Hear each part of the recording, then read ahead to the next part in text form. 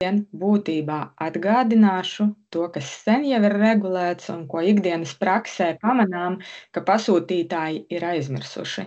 Tāpat arī nereti uzraugošās iestādes uzdod jautājumu, vai pasūtītājs šādi vai savādāk varēja rīkoties. Atbilde ir apstiprinoša, jā, varēja rīkoties gluži vienkārši tāpēc, ka publisko iepirkumu likumā ir paredzēta zināma elastība, un to ir visas tiesības izmantot. Un reizēm viņa arī ir jāizmanto. Lūk, līdz ar to arī šodien atbildēšu uz šo jautājumu, vai publiskais iepirkums var būt elastīgs, un ko tad nozīmē elastība. Un nav tādas vienas atbildes. Atbilde izpaužas vairākos aspektos. Publiskais iepirkums pats par sevi ir daudzslāņains un daudzšķautņains. Bet es klasiskā veidā, lai atbildētu uz šo jautājumu, uzdošu pretjautājumus. Lai es kā pasūtītājs saprastu, vai varu rīkoties elastīgi, pirmkārt jau man ir jāsaprot, ko es pērku un kas ir mana vajadzība. Tas ir pats pirmais jautājums, uz ko ir jāatbild. Un tālāk stratēģiski jāsaprot, vai man vispār publisko iepirkumu likums ir jāpiemēro. Iespējams, paredzamā līguma cena nemaz nesasniedz likuma piemērošanas slieksni.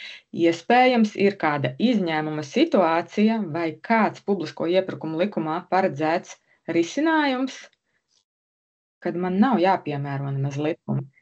Nākamais jautājums saistībā ar elastību ir pretjautājums, kā es plānoju un kā es varu plānot savu iepirkumu.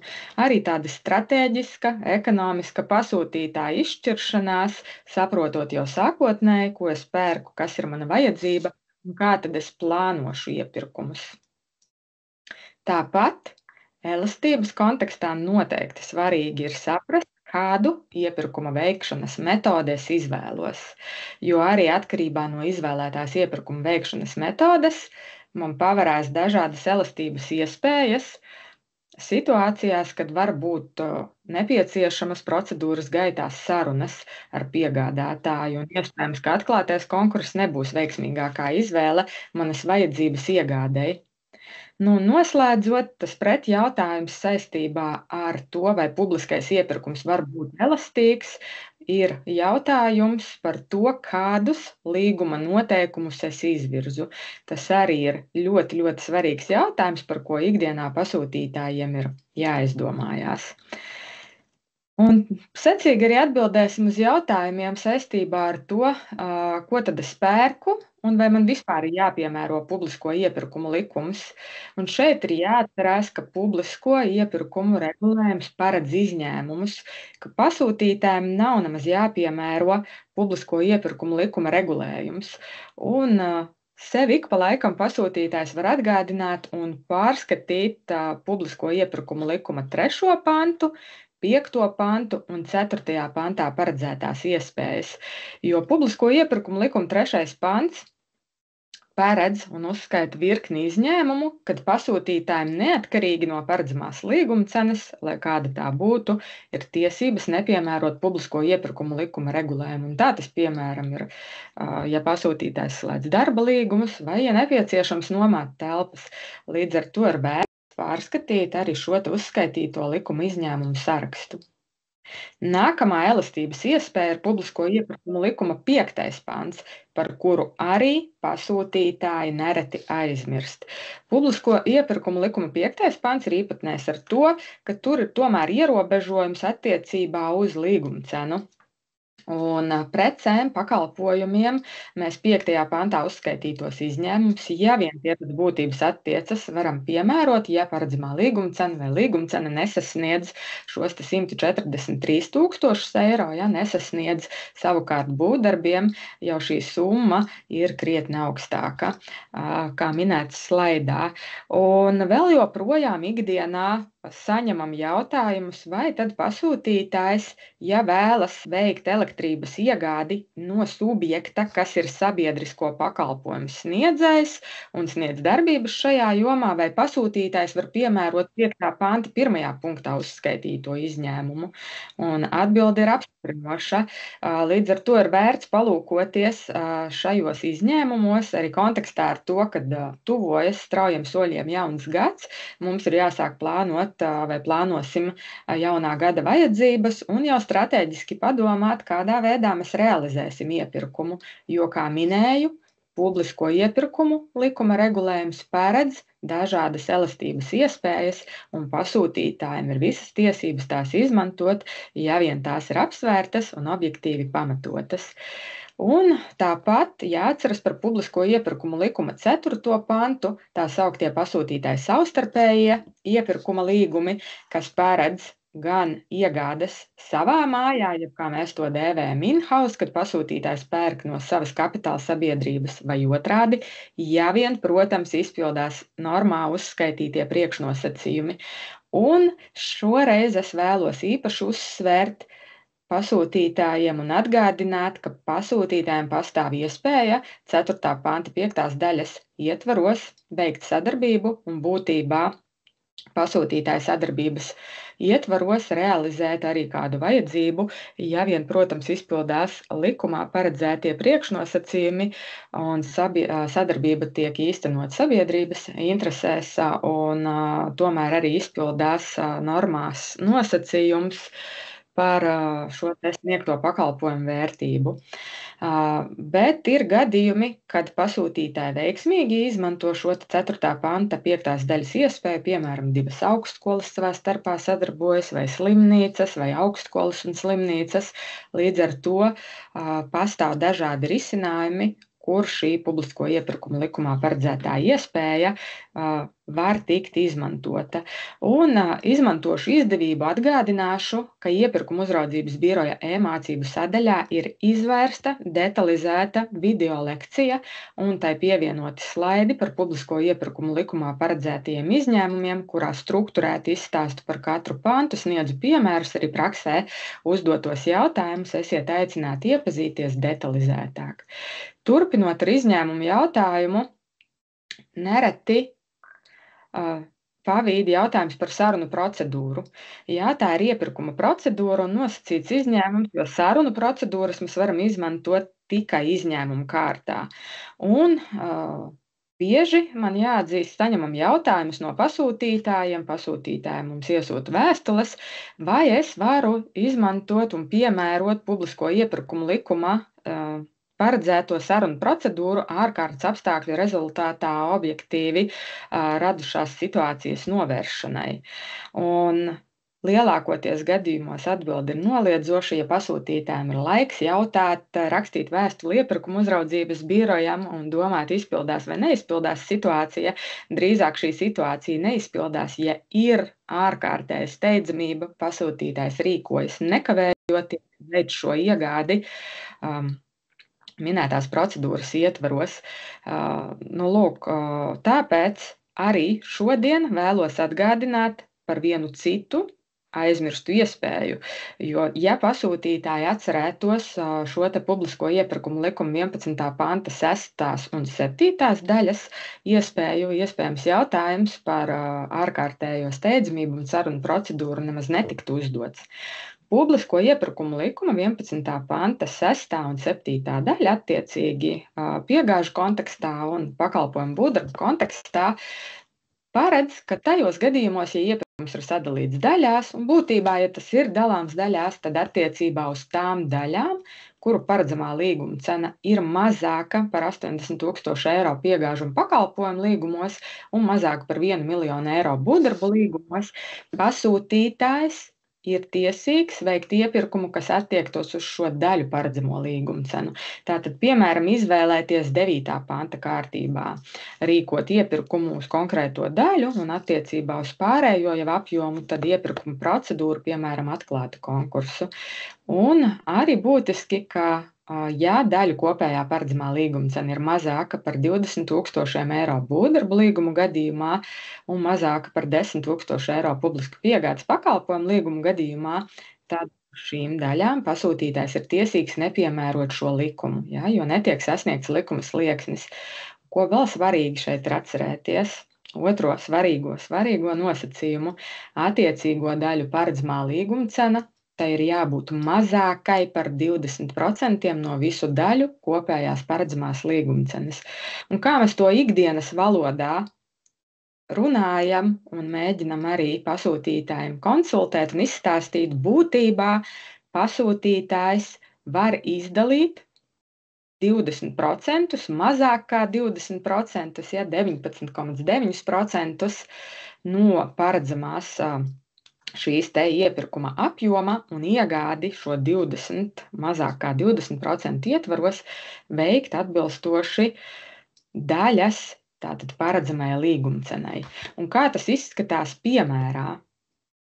Klasisks piemērs, ar kuru iepirkuma uzraudzības birojas informē par šo regulējumu, un piemēra veidā ir atspoguļota teorētiska situācija par piegādes līgumu. Ja, es uzsveru, šeit ir piemērs par piegādes līgumu, un tā kopējā summa ir 220 000 eiro. Un pasūtītājs to var sadalīt, vai ir sadalījis 4 līgumos, jeb 4 daļās. Lūk, un šeit arī vērts pievērst uzmanību, ka par 11. panta 6. un 7. daļas regulējumu mēs varētu runāt 2. līguma vai 3. līguma gadījumā. Pirmais līgums šeit neizpildās šī izdalīšana, jau ir 55%, 4. līgums arī tātad nesanāk attiecināt šo regulējumu. Bet kā tad ir ar 2. līgumu vai 3. līgumu? Jo 2. līguma, jeb 2. daļas vērtība ir 9,000 eiro, savukārt 3. līguma vērtība ir 36,000 eiro. Pirmais, kas ir jāatcerās un jāpamana, ka regulējums par šo te daļas izdalīšanu mums nosaka pirmkārt jau, ka mēs drīkstam izdalīt daļu, kas ir mazāka par 20%. Līdz ar to 2. un 3. līgumu kopā izdalīt nesanāks, jo sasniedz 20%. Tad pasūtītājs stratēģiski var izvēlēties, vai izdala tātad 2. līgumu, šos 4%, un noslēdz iepirkumu nepiemērojot publisko iepirkumu likuma regulējumu, jo līguma summa ir 9,000 eiro, bet par pārējiem līgumiem šeit arī jāatcerās piemēro atbilstoši kopējai paredzamajai līguma cenai atbilstošo procedūru, kas sanāks iepirkuma procedūra jau ar sludinājumu Eiropas Savienības oficiālajā vēstnesī, jo kopējā summa tā tad ir 220 000 eiro. Bet katrā ziņā šodien atgādinājums tik tiešām šāda iespēja ir, kad pasūtītājs objektīvas nepieciešamības vai savas stratēģiskās plānošanas ietvaros, ko viņš noteikti var darīt un saprast, kā viņam ir labāk un kāpēc viņš šādi izvēlās izdalīt šo te daļu, kura nesasniedz 20% un veikt šo iegādi atbilstoši šīs daļas paredzamajai līgumcenai. Saistībā ar iepirkumu plānošanu, protams, ir jāatcerās, ka jautājums ir komplicēts, un arī šeit vēlos atgādināt, ka iepirkuma uzraudzības biroja tīmekļa vietnē iepirkumu ceļvedī ir gan video lekcijas, gan e-mācību modulis detalizēts, gan arī izvērsts detalizēts skaidrojums ar piemēriem un kontroli jautājumiem. Tieši decembrī, tuvojoties gada noslēgumam un ar skatu uz jauno gadu un jauno plānošanas periodu, aicinu vēlreiz pārskatīt skaidrojumu un izvairīties no nepamatotas sadalīšanas riskiem. Kad esam atgādinājuši par plānošanas kontekstā paredzēto elastības iespēju, šodien vēlos arī atgādināt par 2 iepirkuma procedūrām – konkursa procedūra ar sarunām un konkursa dialogs. Publisko iepirkumu likuma regulējums paredz dažādas iepirkuma procedūras, un pasūtītājs atkarībā no savas stratēģiskās vajadzības vai no sava iepirkuma priekšmeta specifiskajām īpašībām var izvēlēties, kādu procedūru tas piemēros. Elastības iespēju kontekstā esam pamanījuši, ka pasūtītājiem nereti atklāta konkursa vietā daudz veiksmīgāk būtu izvēlēties konkursa procedūru ar sarunām, jo visi priekšnosacījumi atbilda publisko iepirkumu likuma 8. panta 6. daļā uzskaitītajiem gadījumiem, un pasūtītājam procedūras norises gaitā bija nepieciešamas sarunas ar piegādātāju. Tāpat konkursa dialogs. Pasūtītājs to var izvēlēties rīkot, ja tam ir nepieciešams specifiski runāt, rīkot dialogu ar piegādātājiem.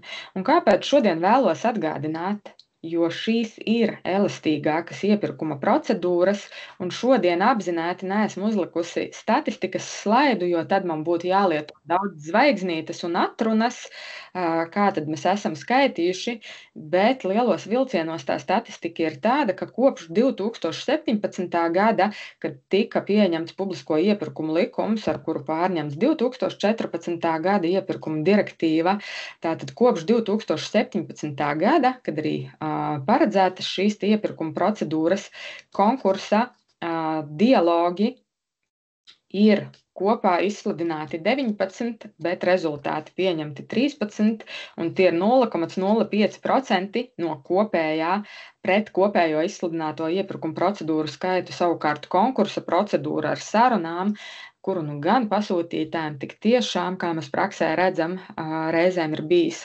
veiksmīgāk izvēlēties nekā, kā minēja, atklātu konkursu. Tās ir tikušas izsludinātas kopš 2017. gada 110, savukārt rezultāti pieņemti 66 procedūrās. Manuprāt, skaits ir mazs, tāpēc vērts atgādināt par šīm procedūrām. Pasūtītāji paši iepirkuma likuma 8. panta 6. daļā var iepazīties ar priekšnosacījumiem, kad es varu izvēlēties piemērot šīs procedūras. Un viens no gadījumiem, kad pasūtītāja vajadzības nevar apmierināt, nepielāgojot jau tirgū pieejamus risinājumus, vai jo īpaši un tagad aktuāli ir nepieciešami inovatīvi risinājumi. Un inovāciju kontekstā mēs nerunājam tikai par inovāciju partnerības procedūru. Inovācijas mēs noteikti varam iepirkt arī konkursa procedūras ar sarunām un konkursa dialogu ietvaros. Bet šeit tāds mazais apskats un atbilde uz jautājumu sev, kura procedūra tad man derētu. Un pirmkārt jau procedūru ietvaru atklāja publisko iepirkumu likuma 1. pantā paredzētās procedūru definīcijas. Konkursa procedūras ar sarunām mērķis ir dot pretendentiem iespēju sarunu laikā uzlabot piedāvājumu saturu atbilstoši manām kā pasūtītāja vajadzībām. Tātad elastības iespēja. Savukārt konkursa dialogs sarunās ar atlasītajiem kandidātiem. Mērķis ir noteikt un raksturot līdzekļus, kas vislabāk piemēroti pasūtītāja vajadzību apmierināšanai. Tātad elastības iespēja rīkot dialogu. No abās procedūrās atlases posms ir diezgan līdzīgs, savukārt jau sekojošie posmi tomēr atšķirās ar to, kad konkursa procedūra ar sarunām ir vienkāršāka un pasūtītājs arī var paredzēt, ka iepirkuma slēgšanas tiesības piešķirs bez sarunām, balstoties sākotnējiem piedāvājumiem, bet tad ir jautājums, vai man ir bijis jāizvēlas šī procedūra, ja es nerunāju. Savukārt konkursu dialogā te var atgādināt sev un ņemt vērā, kad pasūtītājam nav nepieciešams sagatavot detalizētu tehnisko specifikāciju, var paredzēt godalgas un ar potenciālo uzvarētāju pašā noslēgumā varam vienoties un rīkot sarunas par līguma galīgajiem noteikumiem un apstiprināt finansiālās saistības. Protams, detalizēta kārtība un, kā es saucu, instrukcija, kā man katras procedūras ietvaros rīkoties, ir regulēta konkursu procedūru norises noteikumos, kas ir ministra kabineta noteikumi 107. Aicinu iepazīties, tur ir detalizētāk regulēti termiņi.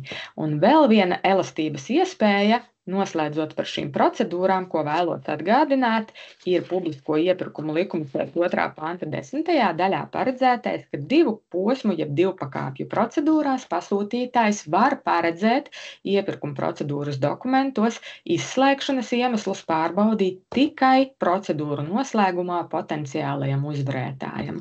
Šī elastības iespēja arī ir atgādināšanas vērta. Kādas tad vēl elastības iespējas publisko iepirkumu likums un regulējums paredz?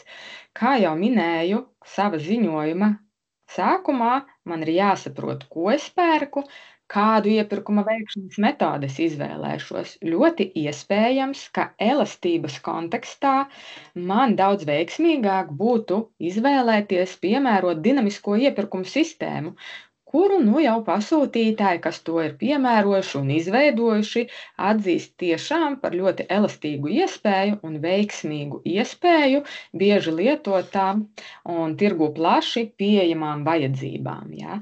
Būtībā dinamisko iepirkumu sistēmu, lai to izveidotu, piemēro noteikumus, kas attiecas uz slēgtu konkursu, ja vien ministra kabineta noteikumu 107.2.7 nodaļā nav noteikts citādi, tas ir elektronizēts process, un kas šeit ir svarīgi, atklāts visiem piegādātājiem, kuri atbilst kandidāta atlases prasībām, un šai sistēmai var pievienoties. Un kam interesē šīs te sistēmas, dinamiskās iepirkuma sistēmas detalizētāks apraksts vai kā man viņu rīkot, esiet aicināti iepirkuma uzraudzības biroja iepirkuma ceļvedī iepazīt ar Eiropas komisijas izstrādātajām vadlīnijām, kuras ir publicētas, pieejamas, un veiksmīgāk tad varēsim saprast, kādā veidā šo procedūru piemērot. Nākamais jautājums, uz kuru ir jāatbild, kādu līguma veidu es izvēlos, un atkarībā no tā es saprotu, vai tālāk līguma izpilde būs elastīga vai arī nē. Jo publisko iepirkumu likums elastības kontekstā pieļauj pasūtītājiem izvēli, vai es slēdzu iepirkuma līgumu, vai arī vispārīgo vienošanos, kā es saucu, kā jumta līgumu, zem kura tad pasūtītājs var veikt tā sauktos mazās iegādes, jeb slēgt atsevišķos līgumus. Ja. Un šeit arī ir stratēģiska pasūtītāja izšķiršanās, kādā veidā es tālāk realizēšu savu līgumu, cik elastīgs es vēlos būt un kādā veidā vēlos tad es noslēgt šos te darījumus.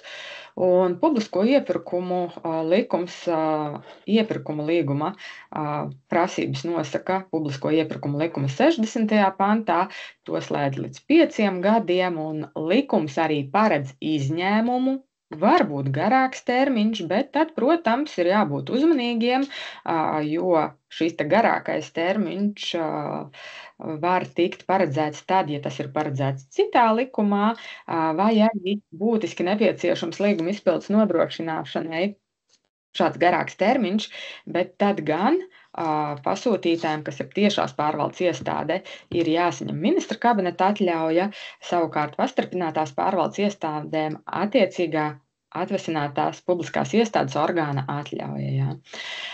Saistībā ar vispārīgo vienošanos to slēdz līdz 4 gadiem, izņēmumu gadījumā var būt arī ilgāks termiņš, ja tas objektīvi nepieciešams, un būtībā jau attiecīgos vai atsevišķos iepirkuma līgumus var noslēgt arī pēdējā vispārīgās vienošanās gadā vai pat pēdējā mēnesī. Bet, protams, šeit arī jābūt uzmanīgiem, cik tas objektīvi nepieciešams un kā tad slēdz šos līgumus. Un vispārīgās vienošanās mērķis pats par sevi jau ir elastības iespēja noteikta, kad pasūtītājiem ir nepieciešams noteikt un raksturot attiecīgā laikposmā slēdzamos iepirkuma līgumus un paredzēt noteikumus, saskaņā ar kuriem tie tiks slēgti. Vispārīgā vienošanās ir elastīga tādā veidā, ka to var slēgt arī ar vienu piegādātāju, un to var slēgt dažādos veidos. Būtībā vispārīgās vienošanās slēgšana iedala tādā veidā, ka tajā jau ir noteikti līguma slēgšanas noteikumi, vai arī noteikumi nav pilnībā iekļauti. Un tā ir katra pasūtītāja izvēle, kādā veidā pasūtītājs realizēs šos te līguma slēgšanas noteikumus.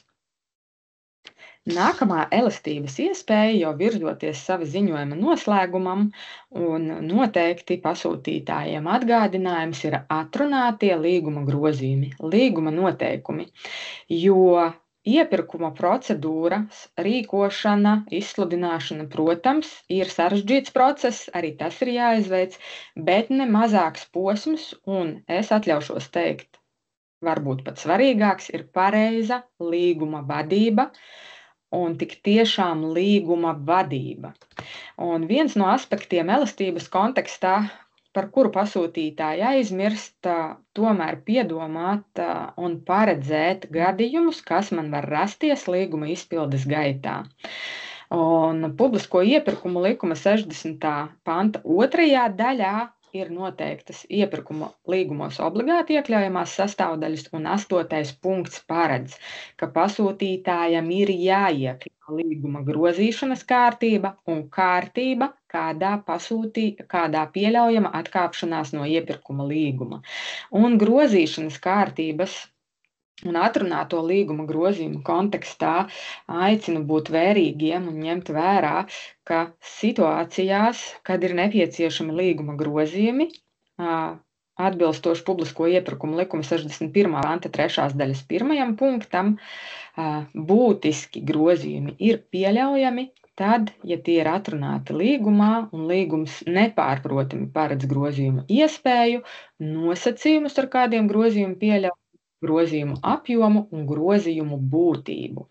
Un būtībā publisko iepirkumu likuma regulējums arī nenosaka kādu procentuālo apjomu, kādā pasūtītājs var paredzēt šos tā sauktos atrunātos grozījumus, bet, protams, te tad jāskatās arī citi aspekti, vai šāds apjoms pēc būtības nemainītu līguma mērķi un faktiski būtību. Tāpat ir jāatcerās par publisko iepirkumu likuma 61. panta 6. daļas iespēju indeksāciju. Ja? Atrunātie grozījumi, un jo īpaši arī būvdarbu līguma gadījumā ar speciāliem ministra kabineta noteikumi, par ko arī atrodama informācija iepirkuma uzraudzības biroja tīmekļa vietnē publicētajā iepirkuma ceļvedī. Un noslēdzot elastības iespēju kontekstā, publisko iepirkumu likuma 61. panta 5. daļa. Tātad pasūtītājs var veikt grozījumus iepirkuma līgumā neatkarīgi no tā, vai tie ir būtiski vai nebūtiski, ja grozījuma naudas summas vērtība vienlaikus nesasniedz ministra kabineta noteiktās līgumcenu robežu vērtības. Tās ir atspoguļot šīs lekcijas slaidā pie izņēmumiem, un piegāžu gadījumā vai pakalpojumu gadījumā 10% no sākotnējās iepirkuma līguma cenas. Ja, tātad vienlaiks nepārsniedz būvdarbu līguma gadījumā tie ir 15%. Tātad ļoti būtiska elastības iespēja, bet šeit gan pasūtītājiem arī jāvērtē, cik objektīvi es šo iespēju izmantoju. Ja. Tomēr jābūt jebkurā gadījumā objektīvajam pamatojumam, bet elastības iespēja ir, un nereti arī šī te 61. panta 5. daļas risinājuma izmantošana var būt ļoti palīdzīga, lai pasūtītājs nodrošinātu savu vajadzību kādam noteiktam laika posmam šajā apjomā, kamēr es jau rīkoju paralēli iepirkuma procedūru savai visai vajadzībai. Noslēdzot atgādinu, līguma grozījuma kontekstā iepirkuma ceļvedī ir izvērsts detalizēts skaidrojums, 2 detalizētas video lekcijas, kurā uzliekam pamatu, kādā veidā lasām publisko iepirkumu likuma 61. pantu, un 2. video lekcijā izstāstam biežākos jautājumus, saliekam akcentus prakses situācijām. Tāpat līguma krīzes apstākļos skaidrojums ļoti būtisks, un pār cenu svārstībām arī ir skaidrojums, aicinu iepazīties vai sev atgādināt par šiem skaidrojumiem. Un jāatgādina, kā pasūtītājs iepirkuma līguma izpildē vai piegādātājs var iesaistīt papildu personālu, arī var veikt apakšu uzņēmēju nomaiņu, ja tas objektīvi nepieciešams un ja izpildās normā uzskaitītais.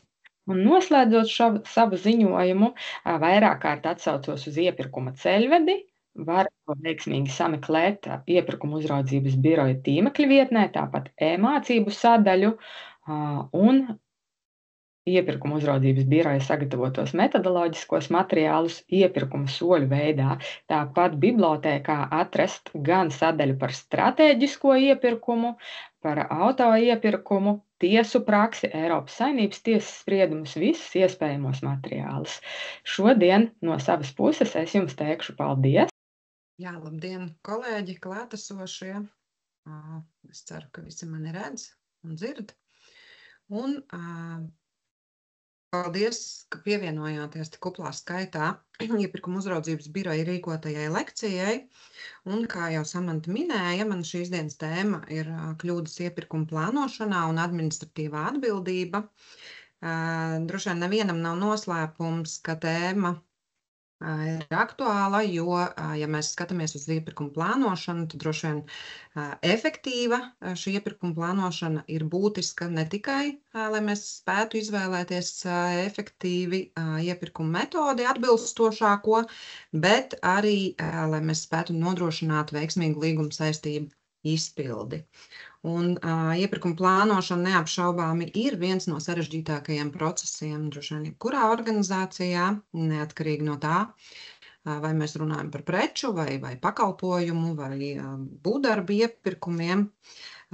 Un, diemžēl, kļūdas šajā posmā var arī radīt ļoti nopietnas sekas, sākot no budžeta pārsniegšanas līdz projektu termiņu kavējumiem, kvalitātes neatbilstībām.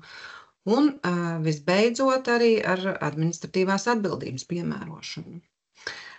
Arī statistika administratīvo pārkāpumu lietās apstiprina šo aktualitāti, un tā es varu minēt, ka 22. gadā no visiem lēmumiem administratīvā pārkāpuma lietās nedaudz vairāk kā 30% gadījumu ir pieņemta lēmuma par soda piemērošanu tieši par pārkāpumiem, kas saistīti ar iepirkumu plānošanu. 23. gadā tie bija nedaudz vairāk kā 20%, un šogad līdz šim brīdim tie arī ir nedaudz vairāk kā 20%. Attiecīgi es jums šodien pastāstīšu tātad par tipiskākajām kļūdām, kādas tiek konstatētas tieši pārkāpuma procesa ietvaros, minot konkrētus piemērus no šiem procesiem, un, protams, arī atgādināšu regulējumu, kurš tad paredz administratīvo atbildību par pārkāpumiem saistībā ar iepirkumu plānošanu. Un ķeramies klāt prezentācijai, tātad šeit īsi, lai var izsakot veiksmīgāk prezentācijai saīsinājumi. Pieņemu, ka visiem jums jau ir pazīstami. Un sākšu tad ar regulējumu.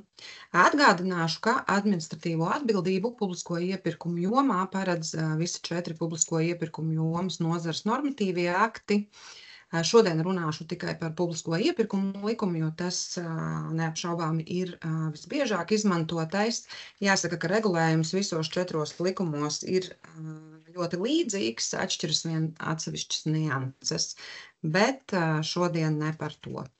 Un tātad pirmais administratīvā pārkāpuma sastāvs, ja tā var teikt, ir tātad iepirkuma līguma noslēgšana, ja nav piemērota iepirkuma procedūra vai iepirkuma veikšanas kārtība, kas konkrētajā situācijā bija jāpiemēro. Un šeit ir atspoguļots publisko iepirkumu likuma 84. panta 1. un 4. daļa. 4. daļa faktiski ir par šo pašu. Atšķirība ir tā, ka ja līguma cena sasniedz 145 000 eiro, tad jau vairs nepiemēro tikai naudas sodu, bet ir prasība tātad piemērot obligāti šo papildu sodu, kas ir tiesību izmantošanas aizliegums. Un tātad kļūdas. Biežākā kļūda patiesībā ir ļoti vienkārša. Tā ir nepareizi aprēķināta paredzamā līguma cena un attiecīgi iepirkuma priekšmets ir nepamatots sadalīts. Un otra, kā jau Monte iepriekšējā lekcijā pastāstīja, ir tātad šie te likumā paredzēti likuma piemērošanas izņēmumi vai iepirkuma procedūru piemērošanas izņēmumi, kurus piemērot pasūtītājs ir tiesīgs tikai, ja izpildās tātad regulējumā noteiktie priekšnosacījumi. Līdz ar to arī šī ir kā viena no biežākajām kļūdām tieši iepirkuma plānošanā, kuras mēs konstatējam administratīvo pārkāpumu procesos. Un turpinu es ar praksi. Šis tātad ir vecākā inspektora lēmums, pavisam nesens, tātad novembra beiga lēmums, un kādi tad šeit ir lietas apstākļi. Ir bijušas rīkotas cenu aptaujas un noslēgti 3 līgumi. Tātad, kā jūs redzat, iepirkuma priekšmets ir bijis piegādes līgums, tīmekļa kameras, robotika un informācijas tehnoloģijas un virtuālās realitātes brilles. Un kas tad ir tie kritēriji, kas liecina par sadalīšanu, jo šeit ir konstatēta sadalīšana. Tātad pirmkārt, tas ir nepareizi plānots budžets. Kāpēc? Jo sākotnēji pasūtītājs visus šos 3 līgumus bija plānojis noslēgt, nepārsniedzot 10 000 eiro. Diemžēl gala rezultātā līgumi ir noslēgti un līguma kopējā līguma cena sasniedza gandrīz 14 000. Ko tas nozīmē? Tas nozīmē jau, ka tomēr bija jāpiemēro vismaz publisko iepirkumu likuma 9. panta iepirkums, jeb tā sauktais mazais iepirkums. Otrs šis apstākļus, kas norāda uz sadalīšanu, tātad ir šis viens piegādātāja loks, tāpat viens laika periods gan iepirkuma plānošanas kontekstā, gan arī līguma noslēgšanas kontekstā. Un ir viens mērķis, tātad ieviest digitālās iniciatīvas. Šeit ir jāpiebilst, ka visi 3 līgumi ir bijuši noslēgti 2 projektu ietvaros. Abi projekti ir bijuši tātad par šo ar mērķi, ar digitalizācijas mērķi, digitālo attīstību, un pat abiem ir tiešām definēts viens šis mērķis, digitālā iniciatīva. Šajā lietā vēl bija neizpratne no pasūtītāja puses, jeb strīds, ja mēs tā varam teikt, par šo CPV kodu piemērošanu, un tātad tas lēmumā norādītā atziņa ir tā, ka tas vai precēm ir vienādi vai atšķirīgi CPV kodi, un vai šie kodi atrodas zem viena virskoda, pats par sevi nenosaka to, vai paredzamās līguma cenas ir vai nav jāsummē piemērojamās iepirkuma procedūras noteikšanai. Klasifikators tātad ir paredzēts precīzai starptautiski saprotamai iepirkuma priekšmetu nosaukumu kodēšanai. Nevis to var izmantot kā pamatojumu, lai noteiktu paredzamo līguma cenu. Turpinājumā, tātad jau pēc sūdzības iesniegšanas biroja vadītāja septembra lēmums. Un šeit jau ir situācija, kurā ir piemērots viens no iepirkuma procedūras piemērošanas izņēmumiem, atbilstoši publisko iepirkumu likuma 5. panta 13. punktam, kurš paredz nepiemērot iepirkumu procedūru, ja līguma cena nepārsniedz ministru kabineta noteiktās līguma cenu robežvērtības. 22. un 23. gadā tie bija 140 000, šobrīd, kā jau Monta arī minēja, tie ir 143 000. Un ja līgums tiek slēgts par ceļojuma aģentūras pakalpojumu sniegšanu.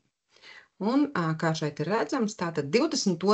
gadā tika noslēgti 2 līgumi, katrs ar līguma cenu līdz 138 999,99 eiro, taču kopējie izdevumi pārsniedza 200 000, savukārt 23. gadā tika noslēgts viens šāds līgums ar šādu atrunu, ka šis ir līdz šai līguma cenai, taču konstatēts, ka kopējie izdevumi ir pārsnieguši 400 000.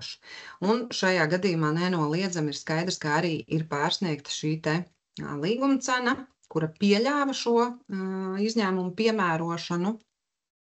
Turklāt noteikti apgāžams ir pasūtītāja arguments, ka viņš nespēja ieplānot šos izdevumus, ņemot vērā, jo īpaši to, ka pats pasūtītājs savā budžetā bija ieplānojis krietni lielākas šīs summas šo pakalpojumu iegādai. Līdz ar to, protams, ka šeit tiek konstatēti pārkāpumi. Un vēl šeit ir jāpiemina to, ka katrā gadā ir konstatēts pārkāpums, tātad ir uzsākti atsevišķi pārkāpumu procesi, jo tie ir regulāri pakalpojumi, kas ir vērtējami tātad pret katru gadu. Mēs atkal esam pie regulējuma. Šis ir regulējums par atbildības noteikšanu attiecībā uz noslēgtiem iepirkuma līgumiem, ja līguma noslēgšanā ir piemērota neatbilstoši izraudzīta iepirkuma procedūra vai iepirkuma veikšanas kārtība. Sastāvs ir līdzīgs pirmajam, tomēr atšķiras ar to, ka šajā situācijā ir piemērots līguma noslēgšanai tāds iepirkums, kas varbūt neatbilst konkrētajam līgumam. Un arī šeit likums paredz gan naudas sodu, gan arī obligāti piemērojumu papildu sodu, ja šāda līguma cena sasniedz un pārsniedz 145 000 eiro. Ir arī trešais sastāvs, kas būtu attiecināms uz iepirkumu plānošanu, proti paziņojumu nepublicēšanu Eiropas Savienības oficiālajā vēstnesī, ja tas bija jādara, taču šodien par to nerunāšu, par to īsti nav prakses. Līdz ar to es pieņemu, ka ar to visiem viss ir skaidrs. Un tātad tipiskās kļūdas pie šī konstatējamā pārkāpuma, pirmkārt ļoti līdzīgi kā pirmajā gadījumā, iepirkuma sadalīšana, tātad noslēgti vairāki līgumi. Tikai šeit tā atšķirība, ka vairāku līgumu noslēgšanai ir piemērots tā sauktais mazais iepirkums, lai gan līgumu kopsumma jau ir sasniegusi to līgumcenas slieksni, pie kuras jau būtu bijusi jāpiemēro iepirkuma procedūra, piemēram, atklāts konkurss. Otrajā gadījumā tātad ir jāņem vērā, ka līgumam ir jānosaka atbilstoši arī šis līguma veids, proti ir konstatēti gadījumi, ka iepirkuma veids kā būvdarbu iepirkumu, taču gala rezultātā izrādās, ka pēc būtības iepirkums faktiski ir, iepirkuma rezultātā būtu bijis jāslēdz pakalpojumu līgums. Un trešā situācija, kas arī ir gana bieži konstatējama pārkāpuma procesos, tātad līgums ir noslēgts, nepamatoti piemērojot sarunu procedūru, visbiežāk pamatojoties tātad uz šiem ārkārtas apstākļiem. Prakse. Tātad šeit es esmu norādījusi Kurzemes apgabala tiesas sprieduma secinājumus. Kāda tad bija šeit situācija? Tātad ir noslēgti 2 līgumi, katram piemērojot publisko iepirkumu likuma 9. panta iepirkumu. Kopējā līguma cena ir, protams, pārsniegusi šo līguma cenas slieksni, kur jau vajadzēja rīkot iepirkumu procedūru. Un kas tad šajā situācijā bija tāds? Tad pašvaldības arguments bija tas, ka pavasarī tas nevarēja ieplānot, ka arī rudenī viņam vajadzēs šos egļu stādus. Šeit nav nekādu strīdu par iepirkuma priekšmetu, jo iepirkuma priekšmeti abos līgumos ir identiski. Šajā situācijā pasūtītājs ir bijis izsniedzis ciršanas apliecinājumus vairākām cirsnamām. Šiem ciršanas apliecinājumiem ir ļoti dažādi termiņi, un balstoties uz to pasūtītājs norādīja, ka viņš nespēja īsti plānot, kad tad šie mežastrādes procesi būs beigušies, attiecīgi, kad viņam būs nepieciešamība iepirkt egļu stādus cirsmu apmežošanai. Taču gan birojas, gan arī apgabala tiesa ir pateikusi, ka tas vien jau, ka ir iesniegts šie ciršanas apliecinājumi, apliecina to, ka pasūtītājs, šajā gadījumā pašvaldība, var plānot, tam ir zināma šī nepieciešamība, un tas nevar teikt, ka šādu nepieciešamību kaut kādā laika periodā nevar plānot. Tāpat tiesa, protams, ir piekritusi, un arī secinājusi, ka 2 analogu iepirkuma līgumu noslēgšana 1 gada laikā liecina nevis par nezināšanu vai neparedzētiem apstākļiem, bet gan tieši par neatbilstošu plānošanu no amatpersonas un pasūtītāju puses. Jā, šis varbūt ir nedaudz senāks lēmums, bet šis ir, lai atspoguļotu, kā tad var skatīties uz būvdarbu līgumu plānošanu. Un tātad ir pateikts, ka nosakot būvs un būvdarbu paredzamo līgumu cenu jāņem vērā sasniedzamais gala rezultāts un vienotais mērķis.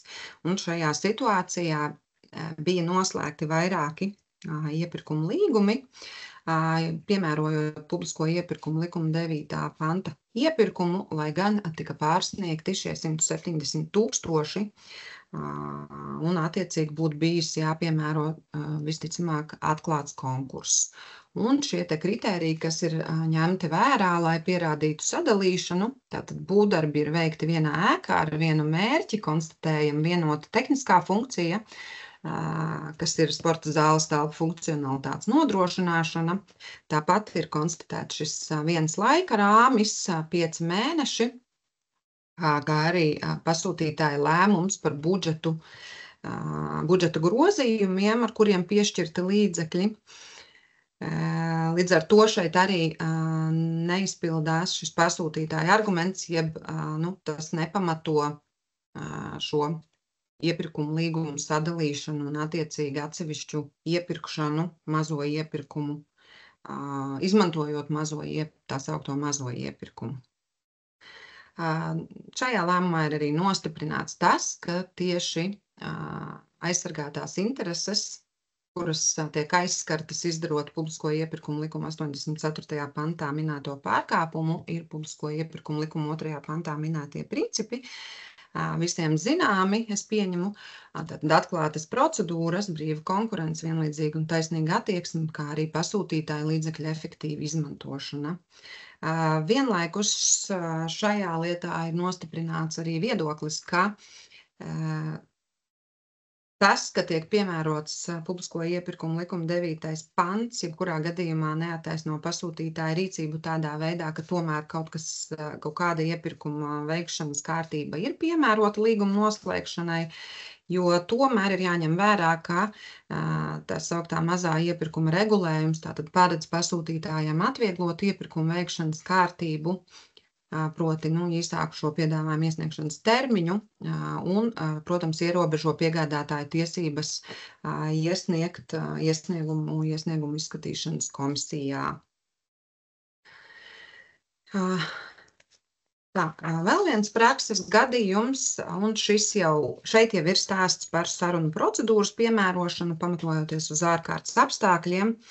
Un šajā situācijā sākotnēji ir bijis rīkots atklāts konkurss, kas ir pārtraukts, jo ir iesniegti pasūtītāju finanšu iespējām neatbilstoši piedāvājumi, tātad dārgāki nekā pasūtītājs plānojas, un pasūtītājs ir izdomājis, ka viņš par šo var rīkot sarunu procedūru, balstoties uz to, ka pastāv risks, ka pasūtītājs nespēs veikt savus kā ārstniecības iestādes pakalpojumus. Taču tas, kas ir pateikts tātad lēmumā un apstiprināts arī vēlāk Rīgas pilsētas tiesas spriedumā, ka nenoliedzami veselības apdrošināšana ārstniecības iestādes personālam ir ļoti varbūt svarīgs un ļoti būtisks, taču tas pats par sevi nav tāds apstākļis, no kā būtu atkarīga pasūtītāja spēja sniegt ārstniecības pakalpojumus.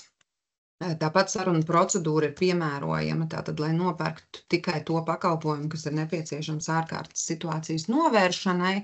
Šajā gadījumā ir noslēgts pilnīgi normāls veselības apdrošināšanas līgums uz 1 gadu. Fiksēts arī tas, ka uz sarunu procedūru ir aicināts piedalīties tikai atsevišķi tirgus dalībnieki. Tāpat tiesa apstiprina, ka tātad iesniedzējs norādītie apstākļi par šiem pēkšņi radušiem neparedzamiem apstākļiem nevar būt tie, ko tad iesniedzēja ir norādījusi, kas ir nepieejami resursi atkārtotam konkursam, epidemioloģiskā drošība un citi. Un šis viss kopums tātad norāda nevis uz to, ka ir izveidojusies no pasūtītāja neatkarīga un objektīvi neparedzama situācija, bet gan tieši uz pārkāpumu. Šeit sanāks varbūt īsi pārskriešu spriedums, kurā tad ir noteikts, kas tad pasūtītājam ir jāspēj pierādīt, lai būtu atzīstami viņa norādītie apstākļi par tādiem, kas nav bijuši paredzami. Tātad tie ir tādi apstākļi, ko pasūtītājs nav spējis nec paredzēt, nec arī jebkādā veidā ietekmēt vai novērst. Un noteikti šie nevar būt tādi apstākļi, kas ir radušies pasūtītāja rīcības dēļ. Arī laika trūkums pats par sevi nav īsti pamatojums sarunu procedūras šādai piemērošanai. Šeit vēl ātri jāpiebilst, ka arī iesniegumu iesniegšana un izskatīšana iepirkuma uzraudzības biroja iesniegumu izskatīšanas komisijā pats par sevi nav pamatojums tam, ka situācija ir pasūtītājiem neparedzama. Pasūtītājiem ir jārēķinās ar šo tiesību aizsardzību mehānismu un jāplāno un, protams, jāņem vērā sava iepirkuma plānošana. Līguma grozīšana. Kāpēc tad es šeit minu līguma grozīšanu? Kā jau sākotnēji minēju, tad iepirkuma plānošanā pieļautas kļūdas varētu ietekmēt arī veiksmīgu līguma saistību izpildi. Un šeit ir divi sastāvi. Tātad viens ir iepirkuma līguma noslēgšana ar atšķirīgiem noteikumiem, neparedzot tajos visus noteikumus, kas paredzēti iepirkuma dokumentos. Un otrs ir grozījuma izdarīšana jau tātad līgumā, jau noslēgtā līgumā. Un šīs sankcijas ir ļoti līdzīgas kā iepirkumu veidu piemērošanai priekš līguma noslēgšanas, kā iepriekš minēju. Tātad gan tikai naudas sods, gan arī, ja līguma cena sasniedz un pārsniedz 145,000, tad tiek paredzēts šis bargākais sods un arī obligāti papildu sods. Kā tad šis iet kopā ar iepirkumu plānošanu?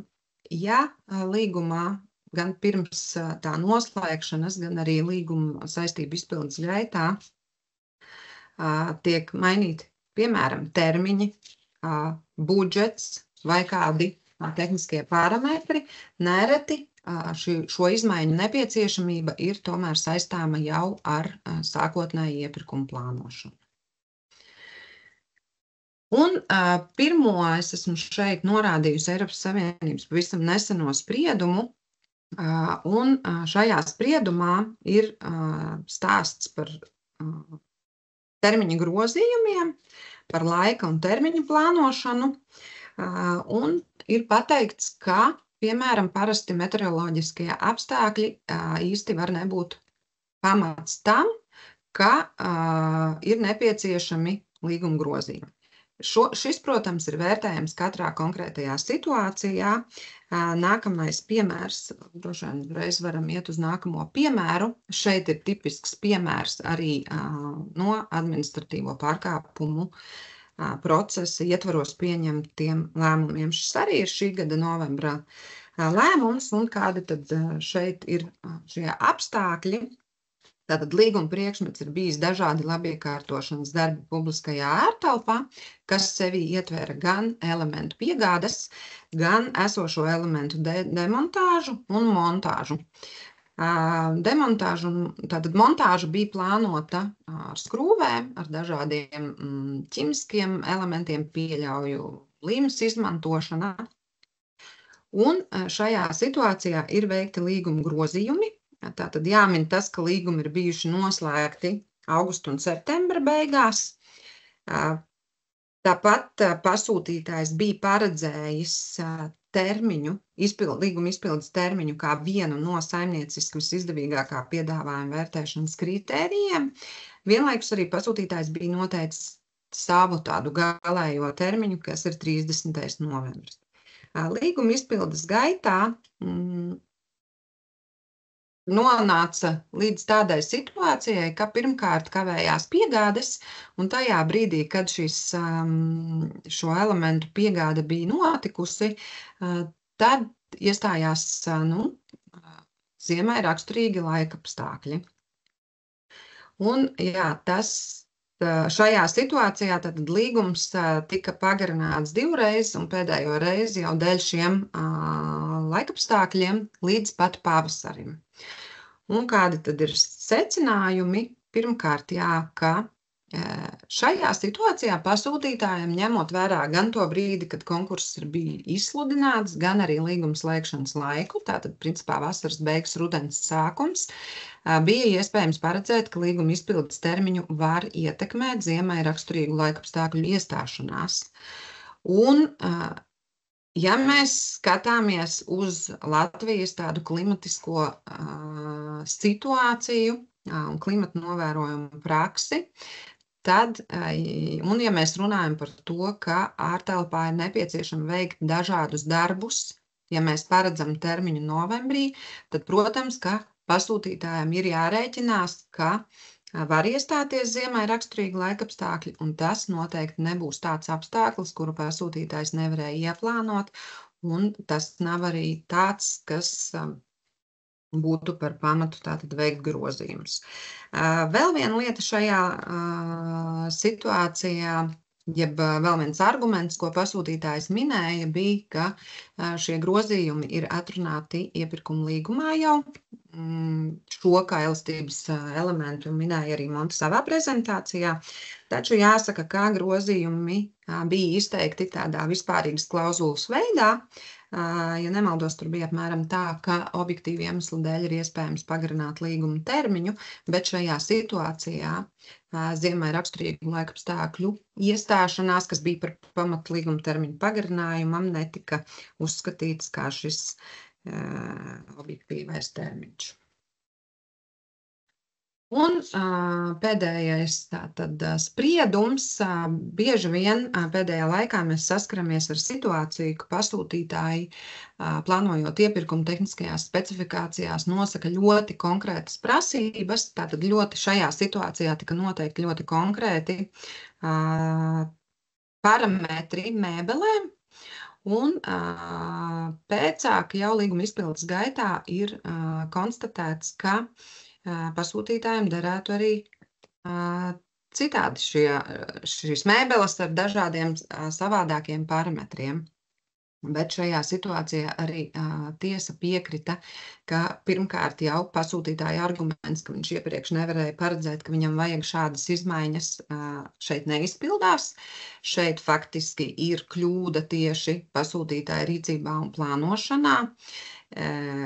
Pasūtītājs plānojot, es arī iesaku visiem noteikti pārdomāt, vai ir nepieciešams norādīt ļoti konkrētus parametrus precēm, šajā gadījumā mēbelēm, bet aizvietot varbūt šos konkrētos parametrus ar dažādiem parametru amplitūdām, un attiecīgi tad varbūt šī situācija būtu bijusi savādāka. Tāpat šajā gadījumā ir konstatēts, ka šādā situācijā šo preču aizvietošana īsti nav uzskatāma par aizvietošanu ar ekvivalentām precēm, ja mainās preču raksturlielumi.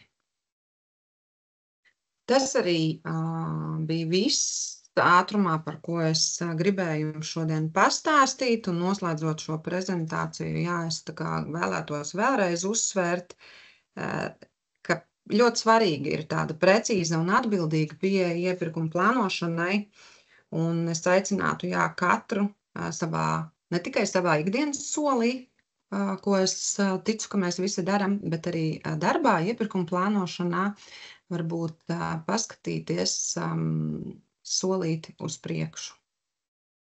Paldies! Jā, runāšu es par datiem. Kāpēc par datiem? Jo šobrīd tas ir viens no tādiem, gan mums pašiem ļoti aktuāliem jautājumiem, gan vispār iepirkuma veicējiem, gan Eiropā, un datu precizitāte un darbs ar datiem un datu apstrāde kļūst arvien nozīmīgāku un arvien lielāku uzmanību mēs visi tam pievēršam un veidojam dažādus secinājumus, analīzes un saprotam, kā mēs ejam pareizajā, nepareizajā virzienā, tieši balstoties uz iepirkuma datiem. Tas ir tāds ļoti liels stūrakmenis, lai tālāk pieņemtu kaut kādus lēmumus un izdarītu secinājumus. Tāpēc arī biroja aktivitātes un fokus ir pēdējos gados ļoti vērsts uz šo datu pilnveidošanu, ieguvi un tā tālāk, un analīzi un apstrādi. Kur tad rodas mūsu iepirkuma dati un kāpēc arī ir vērts to ar vienu atgādināt, cik tas ir ļoti svarīgi šo datu pareiza ieguve un apstrāde. Proti, tie dati rodas mūsu iepirkuma paziņojumos. Ja varbūt pirms pāris gadiem mēs vairāk akcentējāmies, ka iepirkuma paziņojumi, tad šīs te paziņojums par līgumu, par rezultātiem, visi šie paziņojumi veidi ir tamdēļ, ka likums nosaka, ir jāpublicē un lai būtu tikai šī publicitāte, gan izsludinot konkursu, gan paziņojot rezultātu, tad šobrīd jau arī, kad ir ieviestas šīs jaunās e-veidlapas, jau jaunie paziņojumi veidi no pagājušā gada oktobra, tā doma arī veidlapām un kāpēc viņas arī tiek attīstītas Eiropas pusē un arī attiecīgi pie mums jau, ir tāpēc, ka veidlapas ir vienīgais tāds oficiālais veids un tāds standartizēts veids, kā šie dati tiek vākti un kur šie dati tiek iegūti. Un ja šo datu nav veidlapās, tad mēs nevaram runāt par tādiem vienkopus esošiem, strukturētiem datiem kopumā, kas aptver iepirkumus. Jeb citiem vārdiem, ja kaut kas nebūs atzīmēts mums veidlapās, bet mums to vajadzēja atzīmēt, vai tur ir atzīmēts nekorekti, tad šie dati aiziet tālāk nekorekti visās datu analītikas rīkos un uz Eiropu, kur dati tiek padot un tā tālāk.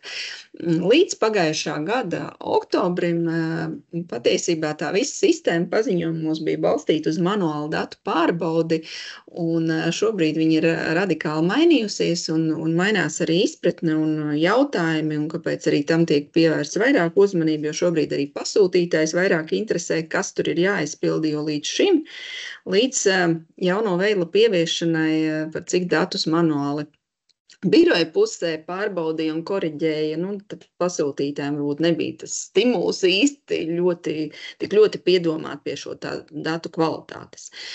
Šobrīd jāsaprot, ka viss tas, protams, atbildība par to datu ievadi un korektu un cik dati precīzi tiek ievadīti, gūstas tikai uz pasūtītāju, jo neviens aiz muguras vairs nestāv un uz pirkstiem neskatās un nelabo šos datus, tas viss ir pašu pasūtītāju rokās. Protams, tās veidlapas ir veidotas tādējādi, lai pirmkārt jau sasaistītu šo te iepirkumu dzīves ciklu, kā man tā kā patīk viņas saukt, sākot no plānošanas un beidzot ar līgumu izpildi, lai mēs caur datu laukiem, caur datu šo veidlapu struktūru saprastu un spētu salikt loģiskā secībā. Nevis paziņojums ir paziņojums, bet paziņojums ir kaut kādā konkrētā iepirkuma dzīves ciklā. Vai mēs viņu izsludinām, vai mēs jau paziņojam rezultātus, vai tie jau ir pilnībā paziņot rezultātu visam iepirkumu un tālāk jau veidojas mums līguma ieraksts. Ja mēs grozam šo līgumu, mēs jau varam uzreiz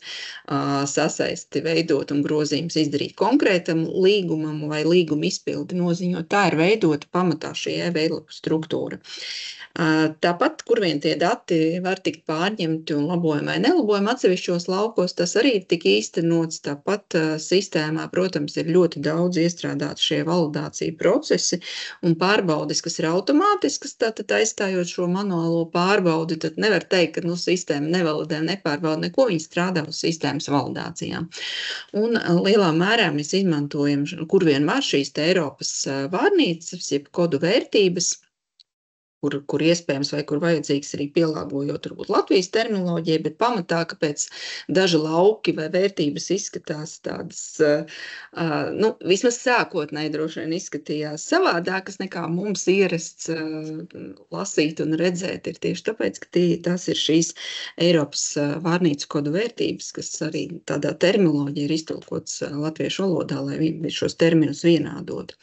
Un, protams, katram šim te laukam ir arī attiecīgi skaidrojumi, un tas apzīmē konkrētu biznesa terminu, kāpēc tas lauks atrodas tajā vietā, uz kādu tā kā biznesa procesu grupu tas lauks attiecās. Jā, un protams, jāatzīst, tas darbs ne sākotnēji pasūtītājiem, ne mums nav bijis vienkārši gan ieviešot, gan arī jau vairāk kā gada garumā nepārtraukt uzlabojot šo veidlapu funkcionalitāti, gan validācijas, gan ņemot vērā Eiropas izmaiņas, kuras tur arī ļoti bieži un vairāk kārt nāca šī gada ietvaros, ņemot vērā, ka arī Eiropā tas ir jauns tāds produkts. Un tāpēc, protams, tur nav tikai tas, ka varētu teikt, ka pasūtītāju kļūdas ir arī sistēmā, ko labot, un mēs noteikti to arī aktīvi daram un pie tā strādājam, un visus uzlabojumus un kļūdas arī cenšamies operatīvi novērst. Bet, pamatā, protams, ir ievada lauki un dati, ko sniedz pasūtītāji, no kuriem tad tālāk arī veidojas tas mūsu priekšstats par to, kas iepirkumos notiek. Mēs šobrīd esam jau, droši vien esam dzirdējuši, izveidojuši datu vizualizāciju, kas ir pieejama arī no biroja mājaslapas, no sadaļas noderīgi var uzspiest datu vizualizāciju, nokļūt datu vizualizācijas rīkā, kuram pamatā ir šis datu analītikas, ja Power BI rīks, kas datus apstrādā. Un, vai arī uzreiz infolapā, tad ieejot, mēs redzam datu vizualizācijas šo te sadaļu un varam apskatīt datus. Šeit es ieliku pirmo bildi, jeb kopskata bildi. Pavisam ir šīs vairākas lapas, kopskats gan par pasūtītājiem, gan paziņojumu veidiem, gan par stratēģisko, gan var apskatīt katra pasūtītāja profilu, uzvarētāja profilu. Protams, arī šeit mēs veicam uzlabojumus, ja tur kaut kādus datu nobīdes vai kļūdas te rīkā parādās, bet principā šeit var ļoti labi redzēt visu, kas nāk no šiem datiem. Protams, šis rīks apstrādā datus no e-veidlapām, jeb no pagājušā gada 25. oktobra, jo e-veidlapu struktūra, šie datu lauki, šīs kodu vērtības ir tieši tas, kas palīdz apstrādāt datus ar analītikas un arī tālāk ar vizualizācijas rīku vizualizēt.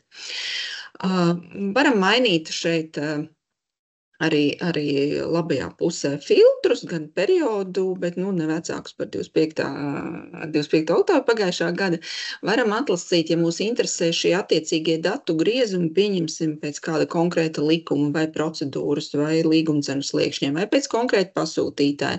Tā filtru sadaļa katrai lapai mainās, bet lapas klikšķinot šeit kreisajā pusē var pārslēgt, un viņas visas ir strukturētas, un katrai lapai ir atsevišķs skats, un ja mēs uzspiežam uz kopskatu, tad kopskats ir pirmā lapa, kas atveras un rāda kopējo bildi. Kopējo bildi raksturo 3 cipari. Cik mums pavisam, ja man šeit ir uzlikts šis gads līdz 7. decembrim, cipari, tad pavisam līdz 7. decembrim mums ir šogad izsludināti vairāk kā 10,000 iepirkumu, noslēgt to līgumu summu kopējā ir vairāk kā 8 miljardi, gandrīz 9 noslēgto līgumu skaits ir gandrīz 20,000, 19,000 vairāk. Un tālāk jau arī lapā paejot uz leju informāciju, var kaut kādos griezumos atspoguļot, redzēt, gan mainīt filtrus. Ja mūs interesē jau konkrētāki, cik ir kādi paziņojumi bijuši, kādas piemērotās procedūras un tā tālāk, mēs izvēlamies tad kreisajā pusē citas sadaļas, ja citas lapas. Tāds rīks ir ļoti vienkārši veidots, lai sniegtu šos iepirkuma datus un iepirkuma ciparus. Piemēram, kopējā līguma summa vai noslēgto līgumu skaits ir viennozīmīgi tas, kur sistēma nevar novalidēt nekādā veidā, pateikt un zināt, cik līgumus jūs noslēdzāt vai par kādu summu. Tas ir tikai pasūtītājs ziņā, tad to, ko pasūtītāji ievada, tas tur arī ir. Ja pasūtītājs kļūdas ciparā, līguma ciparā, piemēram, līgums ir par 8 miljoniem, bet mēs ievadām 8,000, tad datu analītikas rīks, protams, atspoguļos 8,000. Tāpēc Mēs varam katrs par sevi pastīties, kā pasūtītājs, pārbaudīt, kas mums tur profilā ir salīdzinot, un jaunās e-veidlapas ir arī veidots tādējādi, ka šie paziņojumi, tā skaitā rezultātu paziņojumi, ir koriģējumi. Tas, protams, atkal apgrūtina šo datu apstrādi un attēlojumu datu rīkā, jo liekas, skatos šodien par vienu periodu un redzu šādus ciparus, un rīt pastīšos, un tur man par to pašu periodu iespējams rādīsies cits cipars. Kāpēc tā varētu būt? Tāpēc, ka pa šo laiku pasūtītājs ir, piemēram, izlabojis kādu rezultātu paziņojumu, nekorektās summas vietā norādījis korektu vai tam līdzīgi. Tāda iespēja ir no vienas puses, jā, tas apgrūtina šo duplikātu veidošanu, protams, apgrūtina datu attēlojumu apstrādu metodoloģiju, bet no otras puses tas ļauj tomēr pasūtītājiem tos datus koriģēt un norādīt maksimāli korektus, ja, teiksim, tiešām kaut kādas neizpratnes pēc vai kļūdas pēc ir radusies situācija un dati ir norādīti sākotnēji nekorekti. Runājot par datiem un veidlapām, pievērsīšos arī tādām dažām atsevišķām niansēm, kas ir ļoti svarīgi ņemt vērā tieši ievadot veidlapās datus, kur varbūt kādi biežākie jautājumi vai biežākās kļūdas ir bijušas. Mums arī ir atsevišķa sadaļa biroja mājaslapā pie biežāk uzdotiem jautājumiem tieši par veidlapām, kuru mēs arī šo sadaļu pa laikam pārskatam regulāri un atjaunojam jautājumus un tos biežākos arī cenšamies ielikt. Runājot par izsludināšanas, jeb konkursu paziņojumiem, šis termins konkursu paziņojumu aptver jebkuru paziņojumu veidu, ar kuru tiek izsludināts iepirkums. Un, ja mēs kopumā, teiksim, lietot ja centos nosaukt katru paziņojumu korekti, kā viņš saucās, tad mums būtu ļoti daudz šo paziņojumu jāsauc, jo, tad mēs arī ieviesām veidlapas, tad tāds likās, kā var būt tik daudz paziņojumu, jo patiesībā bija vairāk kā 40 šie paziņojumi, kas bija jāizstrādā un jāievieš, lai gan liekas, nē, mēs ikdienā strādājam stipri mazāk, bet katram likumam ir savi un katram ir vairāk šie paziņojumi veidi, līdz ar to konkursu paziņojumu kā tāds veidlapu tips, kas ietver visus paziņojumus, ar kuru mēs izsludinām iepirkumu. Jāpievērš ir, droši vien katram laukam jāsaka tā uzmanība, ko mēs savadam šajos datos, bet daži tāds atsevišķi uzsver, piemēram, lauks, kas ir pašā sākumā sadaļā paziņojuma veids, tur ir tāds procedūras juridiskais pamats. Lielākoties šajā laukā paziņojuma veids, tie dati visi tiek ielasīti no pasūtītāja profila.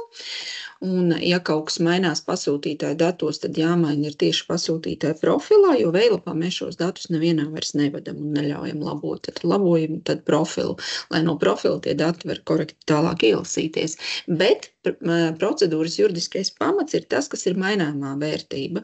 Un tad jāpievērš uzmanība, vai jums vajag izsludināt iepirkumu, kā piemēram publisko iepirkumu likumu, virsslēkšņa procedūru vai zemslēkšņa procedūru. Šis ir termins, koda vērtības, un tas norāda uz to, vai iepirkums ir vai nav virs tā saucamā Eiropas Savienības sliekšņa, kur līgumcenas mainas reiz 2 gados. Un, ja mums ir šis virsslēkšņa iepirkums, tad attiecīgi mēs atzīmējam šo vērtību. Ja mēs labi zinām, ka mums ir zemslēkšņa iepirkums, tad, protams, izvēlamies zemslēkšņa iepirkumu. Ir bijuši gadījumi, kad pasūtītāji nepievērš tam uzmanību un nenomaina vai nekorekti atzīmē šo vērtību, un zemslēkšņa iepirkumu, kas patiesībā būtu zem Eiropas Savienības sliekšņiem, izsludina kā virsslēkšņa iepirkumu, un tad tā kā ir pārsteigti, kāpēc tā. Tas radies vienkārši no tā, ka šī vērtība pasūtītājs nav nomainījis. Attiecīgi nevis no lauka līgumcena vai paredzamā līgumcena vai vērtība, kā šis lauks saucās, bet tieši no šī lauka, no šīs atzīmētās vērtības mēs nosakam, vai iepirkums ir virsslēkšņa procedūra vai zemslēkšņa procedūra. Pie lauka pasūtītājs ir šie tur ir tie ielasītie pasūtītāja profila dati, bet tur ir tā arī vērtība iestādes loma. Un iestādes loma ir tas, kādā pasūtītājs, kurš izsludina iepirkumu, sevi pozicionē šajā iepirkumā, vai viņš ir tikai pircējs. Faktiski jau visi pasūtītāji, mēs tādā veidā kaut ko pērkam, mēs esam pircēji, bet šeit tā loma sadalās, vai nu tikai pircējs, vai nu ir šī centralizācijas 2 gadījumi, vai tā ir centralizēto iepirkumu struktūra, kas iegādājas citiem pircējiem paredzētās preces, pakalpojums būvdarbs, vai arī piešķir līgumslēgšanas tiesības, lai slēgtu līgumus. Kur ir tā atšķirība? Tad atšķirība ir pašā formulējumā iegādājas citiem paredzētās preces vai piešķir līgumslēgšanas tiesības vai arī noslēdz pamatnolīgumus. Atšķirība ir tajā, ka kurš slēdz iepirkumu līgumu. Ja, tad, ja es kā pasūtītājs rīkoju kādiem citiem savām iestādēm šo iepirkumu, bet līgumu slēdzu tad es esmu šī centralizētā iepirkuma struktūra, kas iegādājas citiem pircējiem paredzētās preces. Savukārt, ja tā ir centralizācija tādā izpratnē, kā es kā pasūtītājs tikai izvēlos uzvarētāju, bet līgumu slēdz citi iestāde, vai arī es kā pasūtītājs tikai noslēdzu šo vispārīgo vienošanos, tad es kā pasūtītājs esmu centralizētā iepirkuma struktūra, kas piešķir līgumslēgšanas tiesības, jo pats es neko tā kā ar līgumu nepērku un līgumu neslēdzu. Tam ir arī tā nozīme, ja mēs šeit atzīmējam šo iestādes lomu, šīs te centralizētos iepirkuma struktūras, atzīmējot iepirkumā, ka es esmu centralizētā iepirkuma struktūra, protams, mums veidojas šo centralizēto iepirkumu procents. Tikai un vienīgi no šīs vērtības un ne no kā cita šie dati nevar veidoties. Vēl svarīgi saprast arī tāds sadaļu paņēmieni, ja mēs slēdzam vispārīgo vienošanos, tad mēs atzīmējam, vai nu netiek slēgta vispārīgā vienošanos, vai nu izvēlamies, kurš no vienošanos veidiem tiek slēgts. Šeit ir arī viens piemērs, faktiski šajā slaidā ilustrēts, ka pasūtītājs paziņojumā ir atzīmējis, ka vispārīgā vienošanās netiek slēgta, tāpat laikā, ja mēs paskatāmies uz iepirkuma nosaukumu, ja šajā gadījumā iepirkuma daļas nosaukumu, mēs redzam, ka tur nosaukumā ir vispārīgā vienošanās. No nosaukuma vien, protams, ka sistēma datus nevar atlasīt, un šī neaiziet kā vispārīgā vienošanās statistikā un datu apstrādē. Tātad no nosaukuma mēs šādu klasifikāciju izdarīt nevaram. Tādēļ ir paredzēts speciāls lauks, kurā pasūtītājs atzīmē, vai nu ir tā vispārīgā vienošanās vai nav. Tā kā šeit sanāk, ka iespējams pasūtītājs ir gribējis slēgt vispārīgo vienošanos, jo par to tā kā vedina nosaukums, bet faktiski atzīmējis, ka vienošanās netiek slēgta. Līdz ar to viss tālākais process, kā ir jāpilda rezultāti un līguma izpilda aiziet pēc tās schēmas, ka vispārīgā vienošanās netiek slēgta. Runājot par līguma sadaļu par līguma izpildes vietu, kā labu gribot sistēmā bija iestrādāts tās saucamās noklusētās vērtības, kas ir domātas, lai pasūtītāju darbu atvieglotu, bet jebkurā gadījumā visu, ko sistēma varbūt arī piedāvā kā tuvāko iespējamo vērtību, vienmēr jāpārbauda, vai tas atbilst jūsu situācijai. Piemēram, ja līgums tiek slēgts un līguma izpildes vieta nav pasūtīta adrese, tad noteikti ir jānorāda, vai nu tā ir konkrēta cita vieta un ierakstam adresi, vai nu atzīmēm, ka izpildes vieta nav precīzi noteikta, kur atkal apakšā ir kodu vērtības, vai līguma izpilde ir visa Latvija, Eiropas ekonomiskā zona, vai nav noteikta, nav precīzi zināmi.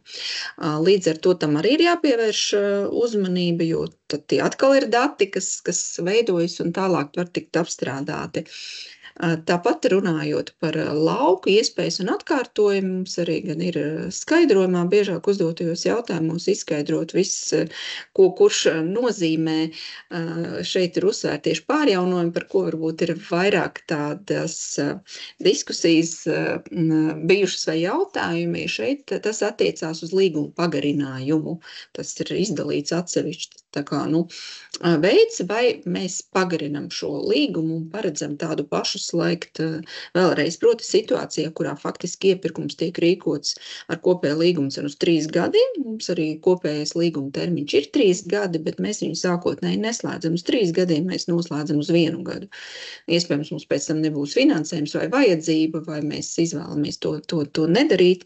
Mēs slēdzam katru gadu, tā kā pārslēdzam un pārjaunojam līgumu. Līdz ar to tas nozīmēs, ja mums maksimāli ir paredzēts līdz 3 gadiem bet sākotnēji noslēdzam līgumu uz 1 gadu, pārjaunojumu maksimums skaitlis šeit ir 3. Ir dažādi redzēt, kā ir pasūtītāji aizpildījuši, citi 100, grūti teikt, kā ir pasūtītājs to izpratis vai domājis, bet šeit ir tieši tas skaitlis, ja mums vienkārši slēdzam līgumu, kas nav pārjaunojums, mēs vienkārši noslēdzam līgumu, mēs tur viņu nepārslēgsim tieši tādu pašu termiņu, mēs liekam pārjaunojumu maksimumā šo te 0. Saīsinātā procedūra arī tāds ir lauks, tā ir pātrinātā procedūra, kas tiek piemērota tikai vienīgi steidzamības gadījumā. Līdz ar to šis lauks ir atzīmējams jā vai nē, tad, kad mēs izmantojam šo ministru kabinetu noteikto to iespēju noteiktajos gadījumos ir nepieciešams. Tas gan uz virslēkšņu iepirkumiem, protams, tikai attiecās. Mēs varam saīsināt šo te procedūru līdz 15 dienām, ja mums ir šī te pātrinātā procedūra steidzamības dēļ. Runājot par rezultātu paziņojumiem, šeit arī ir dažas nianses, kas, ka vairākam ir jāpievērš uzmanība lauks, kurā mēs aizpildam uzvarētājus. Uzvarētāju pievienošanu sistēma ļauj ar šiem saucamajiem plusiņiem un vienmēr numurē, ja mēs norādam, ja mums līgumam, it īpaši tas varētu attiekties vairāk uz vispārīgo vienošanos. Ja mēs slēdzam vispārīgo vienošanos jau mēs slēdzam vienu. Kā vienošanos, nevis ar katru piegādātāju atsevišķi.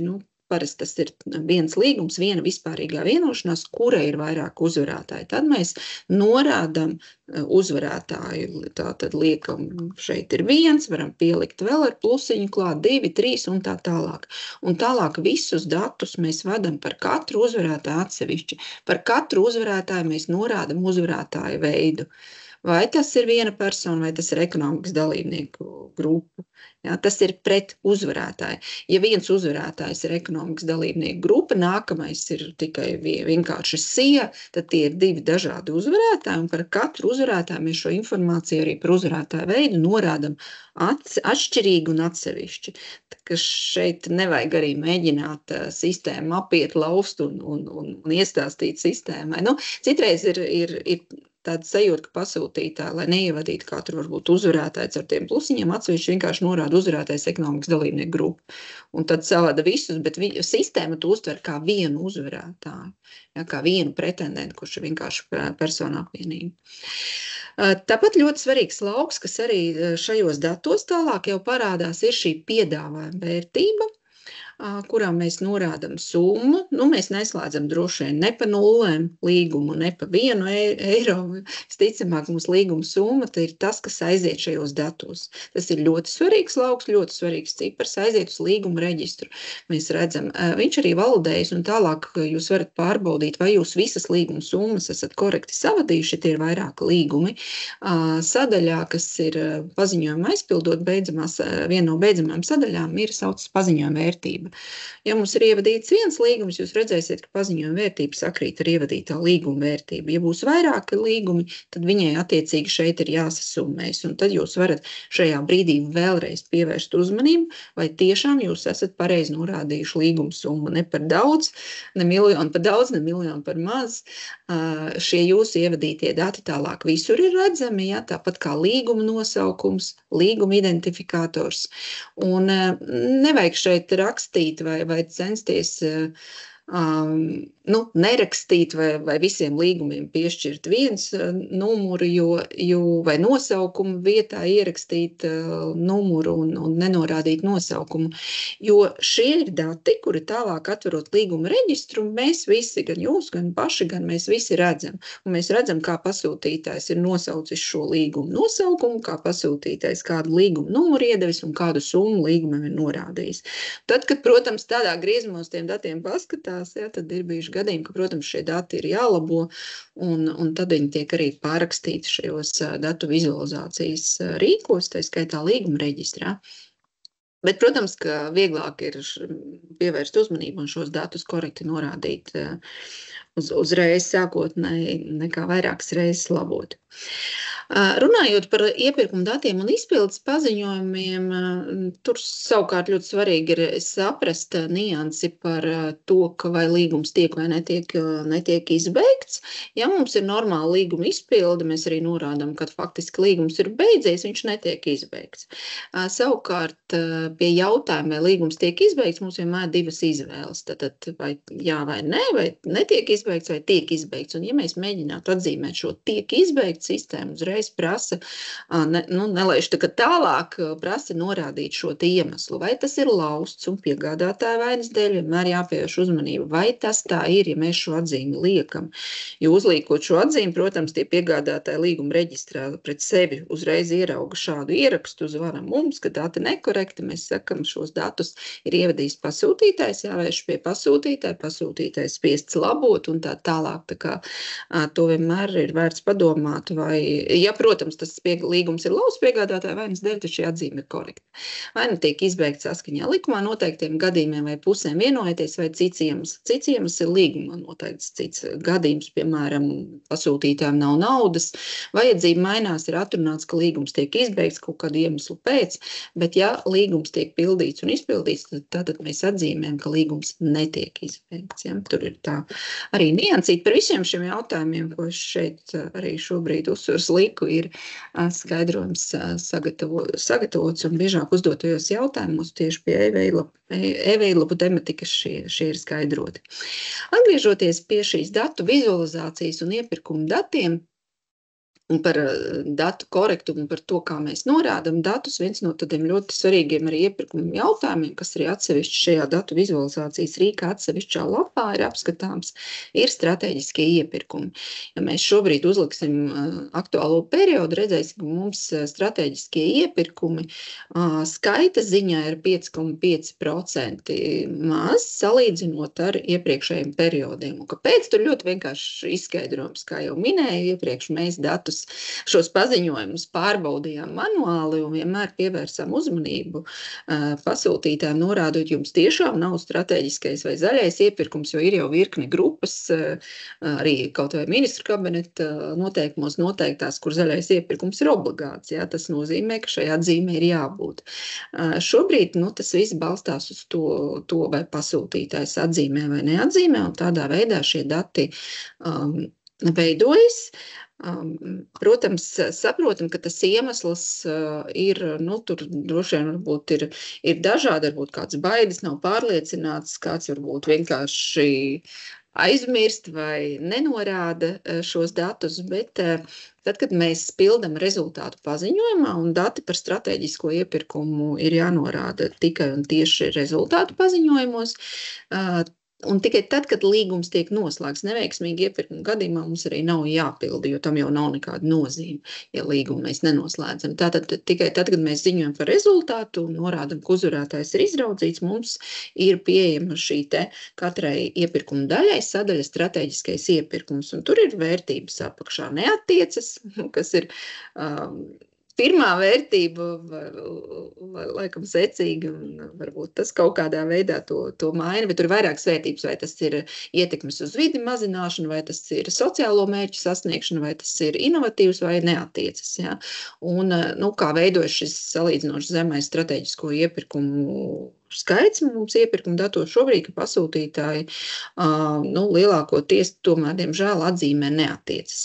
Bet pēc būtības domāju, ka tas nemaz tā nav. Ir, protams, iepirkumi, kur neattiecas, ne katrs ir šis strateģiskais iepirkums, bet uz lielu no iepirkuma daļu mums tomēr strateģiskais iepirkums attiecas, proti mēs atzīmējam tad attiecīgo vērtību. Un tas varbūt arī vairākas, vienlaikus iepirkums varbūt gan zaļš, gan sociāls, gan inovatīvs ideālā gadījumā, ja, tad visus mērķus vienlaicīgi var sasniegt. Un tālāk jau mums sistēma prasa atzīmēt informāciju, norādot, gan kāda grupa attiecas, ja tas ir ietekmes uz vidi kritērijs. Vienkāršākā valodā runājot, tas ir tas pats zaļais iepirkums, bet ņemot vērā, ka mēs izmantojam šīs konsolidētās kodu vērtības Eiropas vārnīcas, tad mēs lietojam arī šo korekto terminoloģiju, kas ir ietekmes uz vidi mazināšana. Un šeit es arī slaidā ieliku atsauci uz aktualitātēm. Biroja mājaslapā pavisam nesen šī aktualitāte ir publicēta. Īsā koncentrētā veidā ir sagatavots skaidrums par katru no šī strateģiskā iepirkuma veidiem. Var izlasīt šos piemērus un varbūt iedrošināt sevi atzīmēt vairāk šos strateģiskos iepirkumus. Savukārt, ja mēs skatāmies, kā mums izskatās ar tīrā transporta datiem, tad šī bilde un šis rādītājs mums pildās pārsteidzoši labi, jo, piemēram, ja mēs skatāmies, tur ir tīrā transporta rādītāji ir jāsasniedz pa periodiem. Tāds ir šīs tīrā transporta direktīvas mērķis. Pirmais periods sākās 21. gada 2. augustā un ir līdz nākamā gada beigām, un tur ir jāsasniedz, direktīva nosaka, cik procentus no visiem iepirktajiem transporta līdzekļiem noteiktajās kategorijās, vai nu vieglās automašīnas, vai nu tās smagās automašīnas, 2 un 3, vai autobusi, cik tad tīrie transporta līdzekļi šajās kategorijās ir jānopērk. Un ir noteikti šie rādītāji, ko var redzēt, cik ir jāsasniedz, un apakšā mēs varam redzēt, cik jau ir sasniegts. Protams, tas nenozīmē, ka jau ir sasniegts, ka tie cipari nevar rādīties. Viņam vienkārši dinamika šobrīd ir ļoti labi, jo, ja mēs, piemēram, turpmāk pirksim visus netīros, tad, protams, arī šis rādītājs vēl var mainīties un tikpat labi varbūt arī netikt sasniegts, bet šobrīd šie dati izskatās ļoti labi. Un arī tīpaši, ja mēs uz autobusiem paskatāmies un arī uz tiem N2, N3 ar vieglajiem, gan, tad jāatceras to, jo mēs kādu laiku atpakaļ intensīvi atgādinājām par to, kas tad ir tīrais transports tieši attiecībā uz vieglo autotransportu un vieglajiem. Tas ir pamatā šie elektroauto, jo pārējie auto hibrīdi, tā saucamie, neizpilda šos rādītājus. Tur gan bija arī ziņu un informācija atjaunot un arī mums mājaslapā, kad tirgu ir parādījies viens konkrēts modelis, kas varētu šiem atbilst, bet katrā ziņā jāpievērš tam uzmanībai, mēs tiešām tos tīros transporta līdzekļus esam nopirkuši. Vēl runājot par iepirkuma datiem, ir tāds interesants rādītājs, cik mums ilgi noris iepirkuma procedūras. Monta runāja par savos slaidos arī par šiem veidiem izvēlēties dažādas iepirkuma procedūras. Un mums, protams, ja mēs tā skatāmies, kādas procedūras izvēlamies, vairāk ir šie atklātie konkursi, bet no otras puses, ja mēs, teiksim, paskatāmies filtrā, uzliekam periodu šis gads, tad arī no gada sākuma līdz 7. decembrim man šeit bija atfiltrēts un uzlieku pēc iepirkuma procedūras tipa atklātu konkursu. Tad mēs redzam šos rādītājus. Cik ir norises ilgums atklātam konkursam vidējais? Tas, protams, katram viens ātrāk pieņem lēmumu, otrs ilgāk, bet tie ir vidējie rādītāji. Vidējais rādītājs ir pavisam labs. Tas ir faktiski tā nopaļojot 60 dienas no izsludināšanas brīža līdz lēmumu pieņemšanai, savukārt pati lēmumu pieņemšana aizņem šīs 30 dienas. Tad mēs runājam vidēji, šeit ieskaitās arī gan garākas procedūras, gan pavisam īsākas tādas, kuras, piemēram, tiek izsludināts un ātri arī pārtraukts, arī, ja jau lēmums jau tiek pieņemts. Bet, ja mēs paskatīsimies par slēgtu konkursu, tā bilde jau kļūst cita, un, protams, viennozīmīgi šeit slēgts konkurss, piemēram, un arī šīs divposmu procedūras būs garākas. Tātad vidējais laiks, ja mēs paskatāmies slēgtiem konkursam, no tiem, cik viņi ir bijuši, šie slēgtoji konkursi ir bijis tātad 160 dienas pavisam norise, un 136 dienas ir vajadzīgs tikai lēmumu pieņemšanai. Loģiski tas ir, jo tas notiek 2 posmos. Šī procedūras 2 posmi ir garākas, par to jau nav strīds, un tas ir vispār zināms fakts. Vienkārši, vienmēr jāvērtē, kur viņas ir nepieciešams. Procedūras ātrums jau nav kā tāds vienmēr pats par sevi pašmērķis. Mums jau jāsaprot, ko mēs pērkam un kā pērkam, bet, šis vienkārši rāda to, ka vienkāršākas un atklāta procedūras, atklāts konkurss arī ir iespējams ātrāk pie šī lēmuma tikt, to rāda šie dati. Un arī gan šajā, gan iepriekšējā slaidā patiesībā var redzēt, lai gan mēs taisījām arī šo iepirkumu veicēju aptauju. Nu, kāds jūsuprāt ir vidēji, varētu būt šie vidējie norises ilgumi, tad tur atbildes svārstījās, ka atkarīgs, ka no sliekšņiem tas vispār nav atkarīgs, ka tas ir atkarīgs tā kā no dažādiem citiem aspektiem, bet ja mēs tā pievēršam uzmanību slaidam, tad tomēr mēs uzskatām, redzam, ka vidējie termiņi virsliekšņu procedūrām ir lielāka nekā zemsliekšņu procedūrām. Ja šeit slaidā to atšķirību arī var redzēt.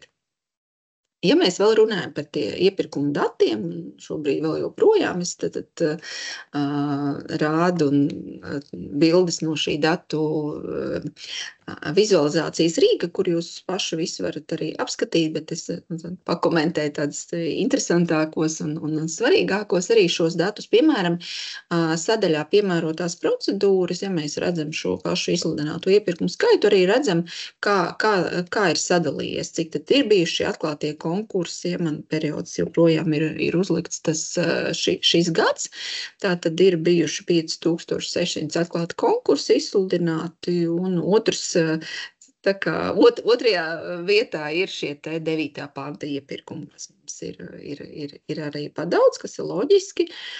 Slēgtie konkursi, sarunu procedūru iepriekšēju izsludināšanu, metu konkursi jau redzam krietni, protams, mazāk, arī atsevišķi ir izdalīti otrā pielikuma pakalpojumi, cik ir bijuši. Tāpat mēs varam slaidā redzēt, cik pret izsludinātajiem iepirkumiem, ja mēs tā skatāmies, ir tādu, kas ir tiešās piešķiršanas iepirkumi. Un šeit mums rādītājs salīdzinoši arī ir labs šobrīd, tie ir 5,7%, kas ir tādās pieļaujamās robežās arī Eiropas komisijas šajos indikatoros, bet savukārt rādītājs, ko mēs šajā lapā varam ieraudzīt uz piemērotajām procedūrām, ir pārtraukto un izbeigto iepirkumu daļu īpatsvars. Kāpēc šāds formulējums iepirkto daļu īpatsvars, jo mēs lēmumu, ja iepirkums sadalīts daļās, varam pieņemumu katrā daļā atsevišķu, vienu daļu varam pārtraukt, otru nepārtraukt, un tāpēc šis rēķinās pret daļām, un šis gan ir diezgan augsts procents. Ja mums 20% no iepirkuma daļām ir jāpārtrauc, jāpārtrauc vai jāizbeidz bez rezultāta. Rezultāts ir vienāds, vai mēs pārtraucām paši, vai mums neviens nepieteicās, vai pieteicās neatbilstoši piedāvājumu, tas ir neveiksmīgs rezultāts. Un tas katrā ziņā 20% rādītājs nav diezko labs, jāatzīst gan. Vēl runājot, noslēdzot arī par šiem publiskajā iepirkuma datiem, protams, par datiem un dažādām niansēm var runāt daudz un dažādi. Es tā vairāk centos tādu ieskatu sniegt par šo datu korektumu, par to svarīgumu nozīmi un ko ar datiem var darīt. Tad varbūt nedaudz arī noslēguma slaidā pakomentēšu vispār par šo procesu, kas mums ir birojā aizsācies. Ne tikai birojā, tas tad kopējā vidē arī Eiropas Savienības līmenī notiek šī publiskā iepirkuma digitālā pārveide un arī tieši publiskā iepirkuma datu digitālā pārveide. Kādā veidā sākot, jau mēs šeit atzīmēja tā kā laika skalā 2023. gadu, kad tika izveidot šis e-veidlapu modulis. Protams, darbs pie viņa iesākās jau ātrāk, jo tas bija ļoti, ļoti apjomīgs projekts un darbs. Tālāk jau no šiem e-veidlapu sakārtojot un strukturējot un joprojām viņas attīstot, mēs varam no šiem datiem veidot dažādus analītikas un vizualizācijas rīkus. Tātad es jau jums demonstrēju un stāstīju par šo datu analītikas vizualizācijas rīku, kas šobrīd jau ir pieejams. Un vēl pēc kāda laika būs pieejams, mēs strādājam arī pie šī pasūtītā reitingu rīka, kas faktiski izmanto šos pašus datus, bet ļaus jau padziļinātāk, sagrupēt dažādās grupās, labās prakses vai risku vai dažādus rādītājus sagrupēt, lai uzskatām varētu redzēt, kādi mums ir labi katram rādītāji, kas mums ir varbūt netik labi un kur var kaut ko uzlabot. Tālāk ir datu automātiskas apstrādes iespējas. Datu automātiskā apstrādes piemērs ir šis izstrādātais līguma reģistrs, kur vienkārši no rezultātu paziņojumiem veidojas līguma reģistra ieraksti, bet turpmāk arī ir paredzēts paredzēts attīstīt un pilotu projekta veidā izstrādāt iespēju līguma izpildes paziņojumiem iegūt datus no grāmatvedības sistēmas, piemēram, ja tas būtu iespējams no valsts kāds par valsts budžeta iestādēm, iegūt datus par korektu līgumu izpildi, ka šie dati vairs nav manuāli vadāmi, bet katrā ziņā viņi jau ir validējumi no grāmatvedības sistēmas un izlūstami. Tāpat ir mērķis tālāk un doma padot šos datus Eiropas publisko iepirkumu datu telpu, arī tā skaitā par šiem te zemsliekšņiem, ja, kur dati jau Eiropas līmenī par visiem Eiropas valstīm tiek un visiem iepirkumiem tiek analizēti un ir pieejami. Nu, un, protams, jau arī tālākais mērķis, par ko jau mēs esam idejas iestrādājuši un virzamies, protams, vispār uz vienoto iepirkumu platformas attīstību. Šeit ir pāragri vēl runāt par konkrētiem tehniskiem risinājumiem, bet katrā ziņā mēs gribētu šos procesus vienādot un sakārtot par abām sistēmām, gan PVS, gan EIS runājot, lai arī mēs tiktu pie korektākiem datiem un vienādotu šo datu apstrādi tā skaitā. Jā, paldies. Tas īsumā par datu aktualitātēm no manas puses.